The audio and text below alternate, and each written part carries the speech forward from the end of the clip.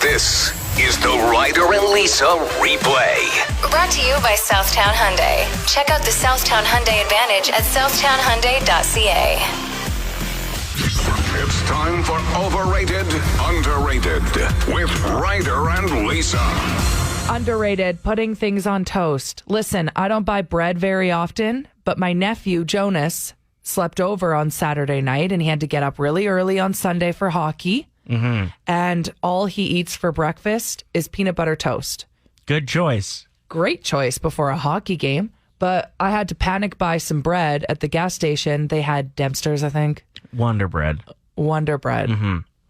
Thank you. You're welcome. I don't know my bread. See, I never buy it.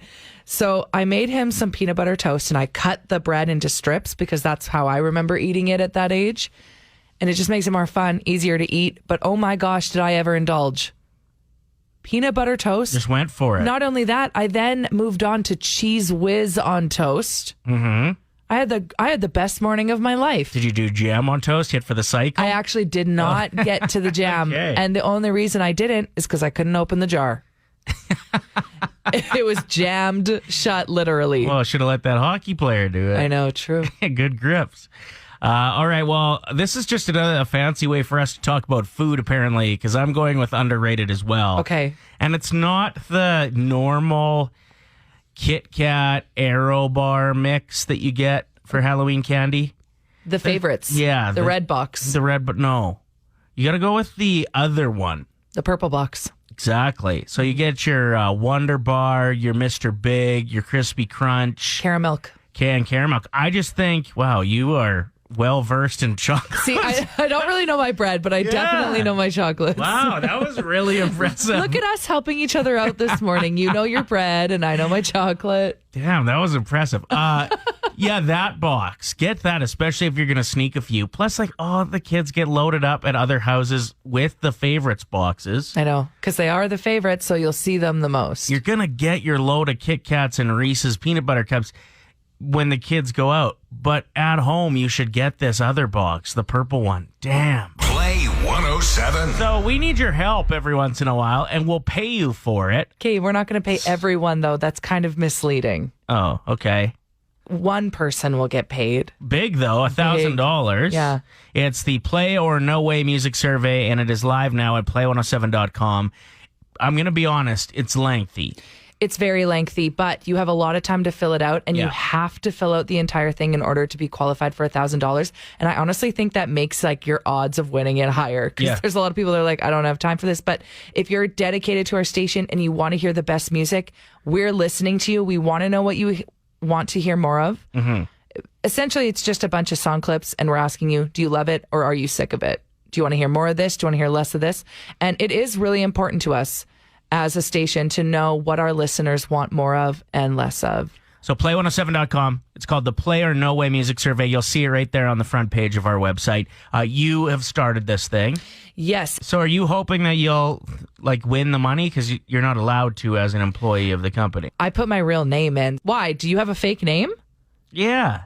Ryder, well, that's not fair. You can't win. That's why I always fill out the music surveys with my fake name, my alias, Betty. Betty. Yeah, Betty Humpter. That's her. Ryder, that is inappropriate, first of all. What? I just picked two random, a name and a random last name, Betty Humpter. Anyway, if Betty wins, I don't know how I'm going to cash the check yet. Yeah, you can't. I'll have to find a Betty Humpter and go halfers with her. No. So yes, put your real information in. We're not trying to steal your identity. We just need to know what ages of people are listening. It's just interesting information for our boss to know as well. All right, there it is. Play107.com, the Play or No Way Music Survey. More on the way with Lisa Evans and Betty Humpter. No. Just read that we might be seeing an alcohol shortage just in time for Christmas. So listen, I don't want you to be panic buying. Hey, I'm going to have a This Is seltzer coming out. We'll have some of those, more details in the future. That's true. But yeah, maybe when you go to buy a case of beer, you might want to pick up a bottle of wine or something just in case this comes to fruition. So not panic buy, but mark your bets, I guess. Mm-hmm. Or you could always do it like John Mayer did. He switched completely in 2017 from anytime he used alcohol, he just replaced it with THC. Now, are we talking like going outside and smoking a joint, or we have like drops under the tongue? What's the deal? I'm sure you can just mix and match, right? That's probably the healthiest way to do it. So you're not just like attacking your lungs every time. But he said he just put cannabis where drinking used to go. Okay. And he said the quality of his life has gone up considerably. Why? Well, I think he had a borderline drinking problem. I really liked how he worded it when he made the announcement. He said, a year ago today, I decided to give drinking a break, a very personal thing for me. For me, it's a constant return on investment. I post this because I want people to know that that's enough for now is on the menu, so to speak. I like that. I've been doing that as well, just taking some time off. It just becomes like too easy to become a regular part of your day if you're not careful. So what was the moment that made you go, all right, that's enough for now? Well, there was a couple like things that involved drinking on a weekend, and then like there was the Oilers game on Thursday night that I just watched at home with a buddy, and we ended up having a few. And then all of a sudden I looked back on the Sunday morning and I was like, oh, I kind of drank 4 days in a row without really planning to or...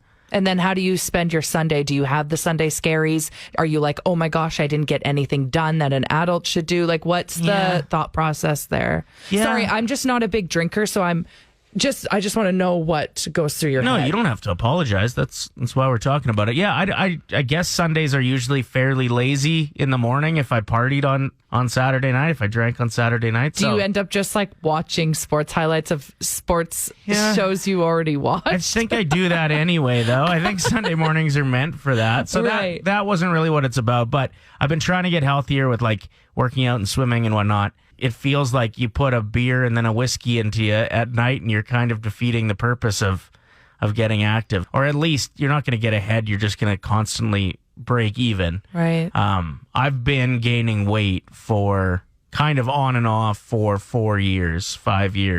I haven't seen like a good stretch of like, oh, I'm coming down a bit. And I would be in the classification of obese according to something I read online that like... I would disagree with that. No, I know, but I can definitely... Even like when I blew my knee, the doctor's like, like every pound you lose is 10 pounds of torque on your knee. Oh, wow. So if you lose 10 pounds, it's 100 pounds on every step. Now, didn't your brother have a really good way of looking at it? Every year you age is another year to be 10% healthier. No, that was... What was it? When I got a physical when I was 30, the doctor said, every 10 years, you have to be 10% better at just like what you're eating, how much you're exercising, those kinds of things. Because the metabolism just isn't there for your body to be able to turn that into fuel. So it is interesting. Once you start eating like crap, you feel like crap. I mean, it's always been that way, but now that we're a bit older, you really feel it. Mm-hmm. And in my mind, I'm like, I'm not getting old. I'm still a 20-year-old that can go to McDonald's after the bar and eat 2 cheeseburgers and fries and feel great the next morning. No. Yeah. And so you even look at the bar and the damage you're doing to your insides there when you're just like, here's the problem with why I decided it was time for me to take a break too,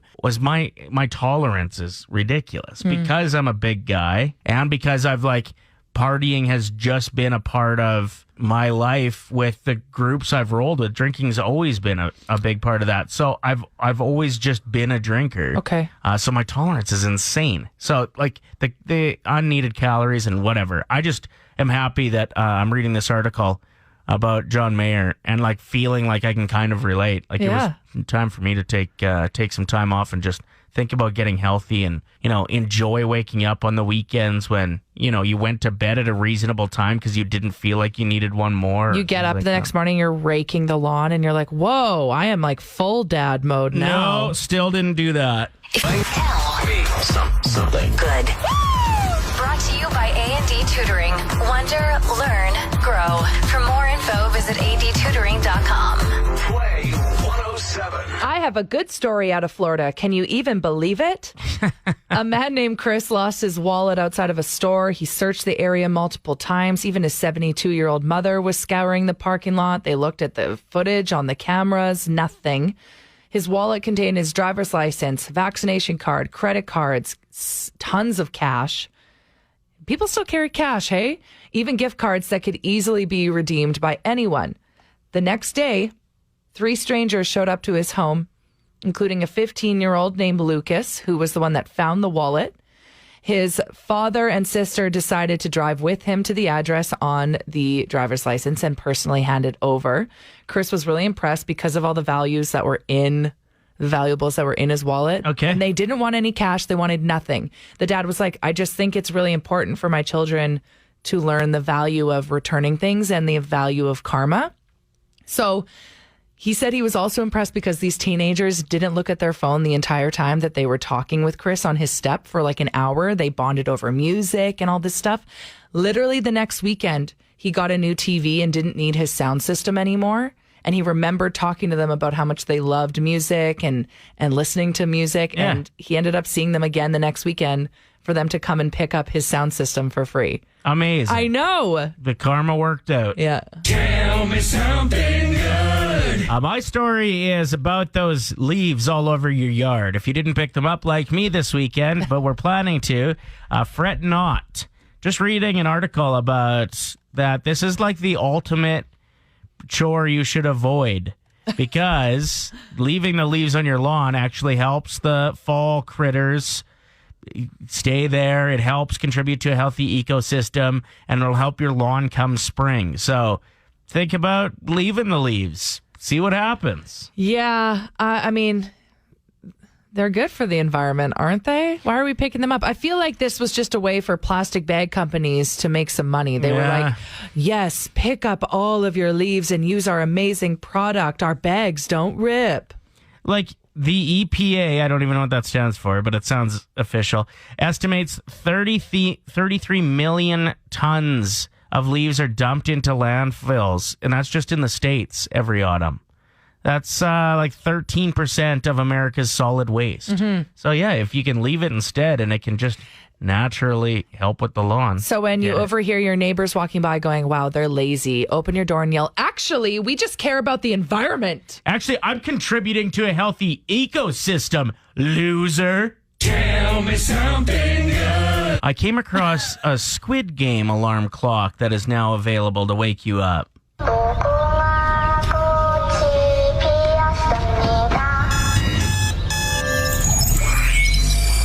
This is what it sounds like. Wait for it. I don't like it. It's scaring me. But here's what it does. It's like that little doll in Squid Game. And Red light. It turns, exactly. So it, like the alarm goes off and she turns at you. And if you don't get up, it shoots a dart at you. You're joking. No, like not a sharp dart, I don't think. I would hope it would hurt enough that you wouldn't just like take it off the sheet or the cover and be fine. But yeah, it shoots a dart at you if you don't get up in time. So I guess pretty funny. Kind of fun that it's like a game. I've always wanted to try those ones where you have to physically stand on something for the alarm to turn off. Yeah, that would probably work pretty good too, hey? Mm-hmm. Like it has a pad, right? Yeah, that you they put step beside on your it. bed. Or there's those ones that they spray water in your face. Or there's ones that instantly start pouring you a coffee when it goes Ooh, off. That's one that I want. It's just a coffee machine with a timer, Lisa. Oh. All right. 780-784-7107. How do you get up in the morning? Anybody got any like cool crafty ways that work well? Hi, you are asking about the breakfast song I made up? Yeah, you made up a breakfast song and your cats love it. Yeah, well, I was teaching my band students the dreidel song at the time, and then I needed something, to get my cats going when it was breakfast time. So, want me to sing it? Yes, absolutely. I've never wanted anything more. Wait, but so you recorded this into your phone and it's your alarm clock in the morning, so your cats come and wake you up because they're hungry? Like, that's how this works? Oh, absolutely. And if they're waiting for the song, they'll come and meow at me or jump on me and be like, is it song time yet? Okay, we need to hear this. Let's go.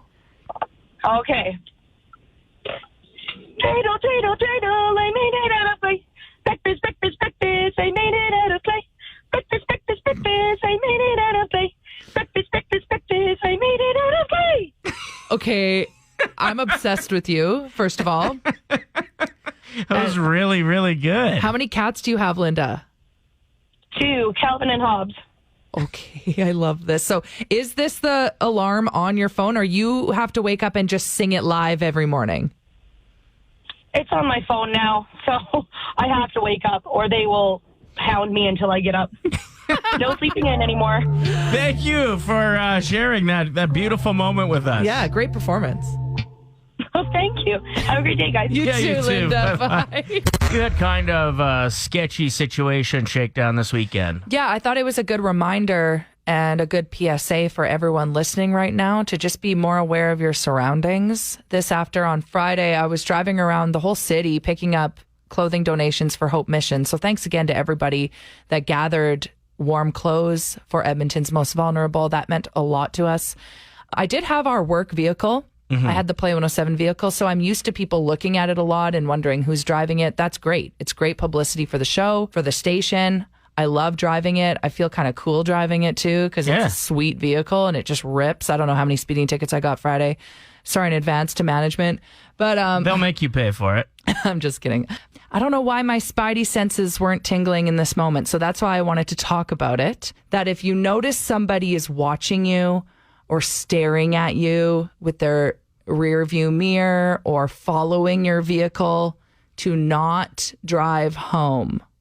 Drive to the closest police station, go somewhere completely different, keep driving till you lose them, whatever it takes, because I'm used to, like I said, people looking at the vehicle a lot when it is the Play 107 vehicle. So I didn't think about it. You're also like a stunning woman with big blonde hair. So they might not just be looking at the vehicle. Yeah, who knows? In this particular situation, the person driving was in front of me and looking at me in the rear view. And then once I parked to my destination, I got out of the vehicle and they were behind me, like idling their car at the end of the driveway, staring at me. And they were about to take off. But I started walking towards the vehicle to say, like, I can see you. I saw you earlier, kind of was the way I was trying to present myself, like, what's going on here? Right, creepy. Yeah, so he reversed and came back and started talking to me. And he's like, Lisa, is this your house? And he's like eyeing up the home. And I was like, no, I'm picking up clothing donations for Hope Mission. Can I help you? And he was like,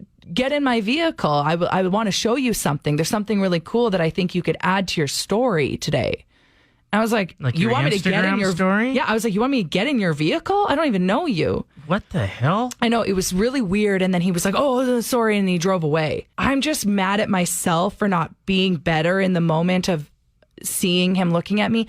But I guess it's different for me because of what we do for a living. And but what are you supposed to do there? I don't think you need to beat yourself up about this at all. You didn't do anything wrong. Like, are you supposed to go pull into a gas station I don't know. Every time a guy looks at you in the station vehicle? But I know that this happens to a lot of people, women in particular. Yeah. So just know to not drive home if you're feeling like a vehicle has been following you for too long. It's more of a PSA, in my opinion, or should be, not for what women should do in that situation. It's more of a PSA for this guy to have... Why would you pull up behind me and stare at me like that? That is so inappropriate. What the hell are you thinking doing that to anyone? No, I love when people say hi. I love when people write me on Instagram and say, I saw you today. I wish I came over and said hi. I'm like, yeah, come over and say hi. But following a vehicle and then asking if that's where they live and then asking for me to get in the car, super weird. Yeah. And like, if this guy was that naive... Maybe he was. Maybe he thought, this is a great opportunity for me to show this radio host my music or my company I started to get my name out there. Maybe that was his thought process. I don't know. But if he was that naive, just know that that's not the play. And for anybody else that was like, oh, that's not that bad. Yeah, it is. If you're making the other person not feel safe... and get like creepy crawlers through their skin and you invite them into your vehicle, you're not making the right move. And just to clarify again, I was at several different houses that day just picking up clothing donations, but in his mind, he just assumed, oh, is this your house? I'm like, no. And even if it was, why would I tell you that? So yeah, again, PSA, when your spidey senses are tingling, trust them. Trust them, because I was just clueless on Friday. Thank you for checking out the show. Nice to see SNL fully back. I thought the first episode with Owen Wilson was kind of meh. I thought Kim Kardashian warmed it up a little bit, but I really enjoyed this week. Jason Sudeikis was was the host. He's such a natural on the set, too, because he feels like he's at home, I guess. He did a decade on SNL, so I guess it makes sense. Nice to see his running man back with, what's that segment called? I forget. What's up with that? Yes. That was really good. What's up with that? What's up with that? But his opening, I thought, was incredibly sincere, where he just actually paid tribute to the SNL stage. It's just iconic. It really is. I mean, I grew up watching it a lot. I don't know, like what percentage. I wanted to just ask our audience at 780-784-7107, a quick 5-minute poll. Do you watch Saturday Night Live on a regular basis? Yes or no? Either that, or is there something from SNL's past, like a skit that you still quote to this day, or it's extremely memorable to you? So yeah, if you're a big fan, hit us up with a little more detail if you want. But I just want to know, because it's the kind of thing I like talking about, but then I'm uncertain if only 20% of our audience actually pays attention to it. Maybe we should ignore it. But yeah, this is where Jason, like, you could actually feel his vibes from being back on the stage as the host for the first time. All kidding aside, it's really special to be back in Studio 8H, this room here. For a second, just look around. I mean, think about all the brilliance that's happened in here. All your favorite sketches, Wild and Crazy Guys, Gilly, Cowbell, Wayne's World, all happened right here, in here, where you are. All of our collective comedy heroes have run around through here. Farley, Gilda, Eddie, Tina, That's just him paying tribute to the stage he's on. But is he... Okay, here's my question, too. Do you think the reason Ted Lasso is doing so well and getting such high ratings is because it's truly just Jason Sudeikis? He's being himself. Like, didn't that sound like a speech he would give the players in Ted Lasso? Yeah, kind of. So I it's think just you're right. a really genuine role for him, maybe. Well, and it's finally a show that is genuine and kind and has compassion behind it. And it's inspiring, especially for people that are in a leadership role. Yeah, like you put Mel Gibson as Ted Lasso. It's not going to work. I don't think not it gonna gets work. the ratings, yeah. A brand new episode of Unsung Heroes, where we give shout-outs to people, places, and things that don't always get the attention they deserve. Let me be your hero. Shout out to people still following the arrows in the grocery store. I don't know if those are still needed anymore. They just can't get the stickers off of the ground. We need a lot of goo gone. What is this, a HomeSense candle? Shout out to a potential liquor shortage in the coming months.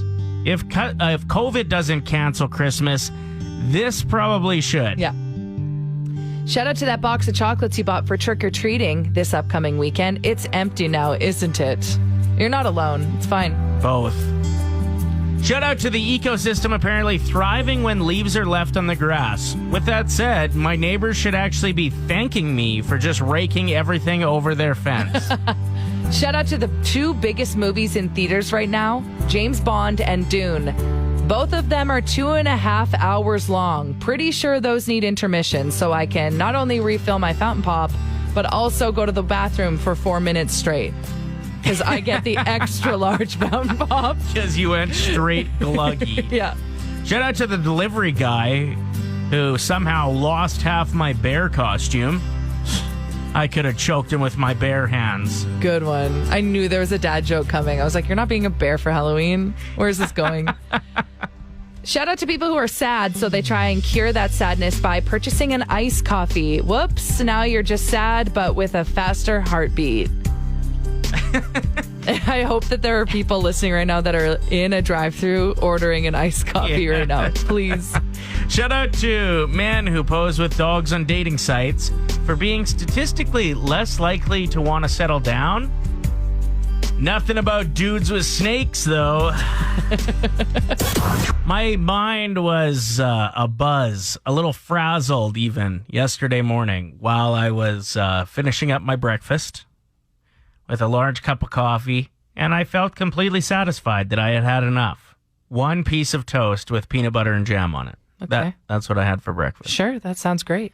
And then I thought of a week prior when I went out for breakfast, and I had 3 sausages, 3 pieces of bacon, scrambled eggs, hash browns, 2 pieces of toast, I believe, an orange juice, a coffee, a water. Pancake. And I just, honestly, the side of waffles. I'm like, I know this order. I'm pretty sure there's a pancake in this one. What?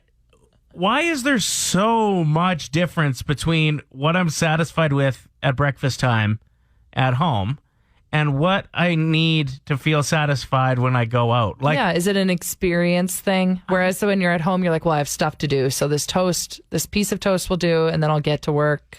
but like the experience is still there when you go out for breakfast of like conversation and stuff. Could you not just have a piece of toast? Like, No. I'm pretty sure my grandpa used to just have a piece of toast, maybe a side of bacon. Well, that's because your grandpa lived probably right beside the diner, knew everyone there, only went to like talk to people. It would have been too expensive to get the. Whereas now, full meal deal if you're every time. driving to a breakfast joint, you're not going to just get one piece of toast. You're going to get everything You're you gonna can make get. it count. Yeah. But like, why does my stomach I don't know.